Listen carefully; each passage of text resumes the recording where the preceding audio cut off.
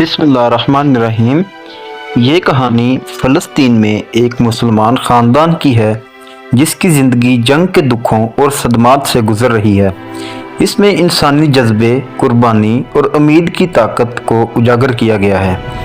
غزہ کی پٹی کے ایک چھوٹے سے گاؤں میں جہاں زندگی کے آثار شاید ہی کہیں نظر آتے تھے، عبد المجید اپنے خاندان کے ساتھ زندگی بسر کر رہا تھا۔ عبد المجید کی عمر تقریباً 50 سال تھی اور اس نے اپنی پوری زندگی ان حالات میں گزاری تھی جہاں اس کے آس پاس ہر دن جنگ کی گونج سنائی دیتی تھی۔ عبد المجید کا خاندان فلسطینی ثقافت کا آئینہ دار تھا۔ محبت، صبر اور قربانی کا نمونہ۔ عبد المجید کے 4 بچے تھے: بڑا بیٹا یوسف، بیٹی عائشہ، دوسرا بیٹا حسن اور سب سے چھوٹا 6 سالہ زین۔ عبد المجید کا بڑا بیٹا یوسف ایک ذہین نوجوان تھا جس کی نظریں ہمیشہ آسمانوں پر مرکوز رہتی تھیں۔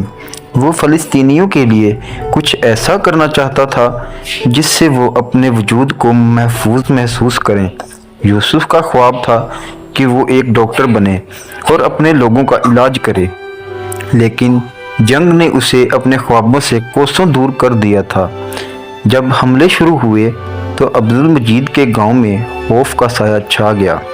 یہ حملے کبھی بھی رات کے سناٹے میں آسمانوں پر نظر آتے تو کبھی دن کی روشنی میں زمین کو لرزا دیتے۔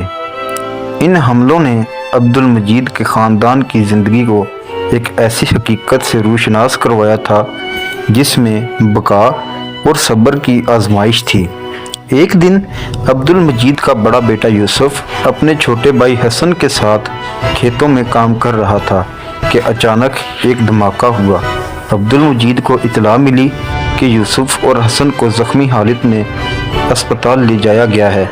عبد المجید فوراً اسپتال پہنچا۔ اس نے دیکھا کہ یوسف کو بچانے کی تمام کوششیں ناکام ہو چکی تھیں اور وہ اس دنیا سے کوچ کر چکا تھا۔ حسن زخمی تھا مگر زندہ تھا۔ یوسف کی موت نے پورے خاندان کو صدمے میں مبتلا کر دیا۔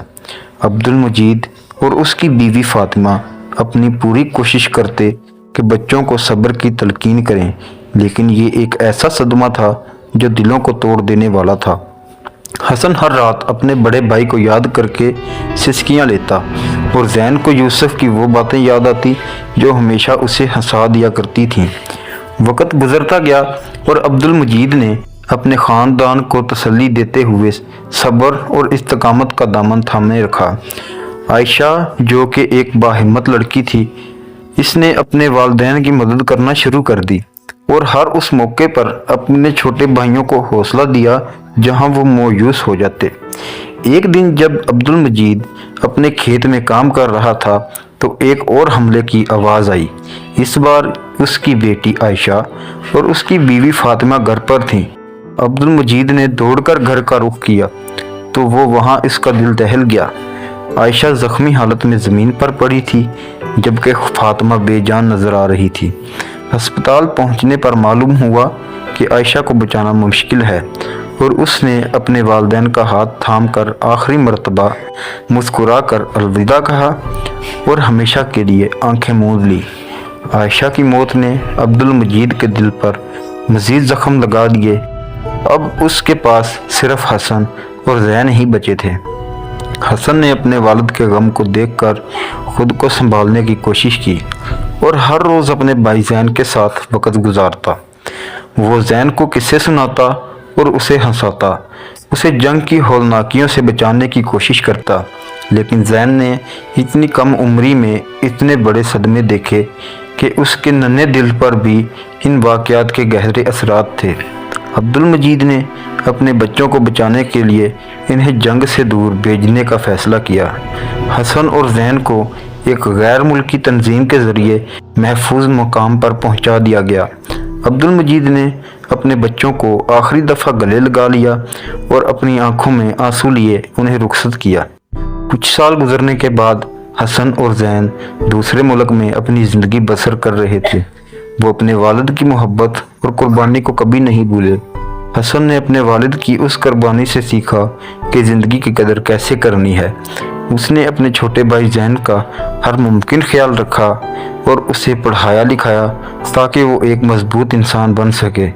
ज़ैन को अपने वालिद और बहन भाइयों की यादें हमेशा उसकी ज़िंदगी में मौजूद रहीं और उसने अपनी ज़िंदगी इन्हीं असूलों के मुताबिक गुजारने की कोशिश की।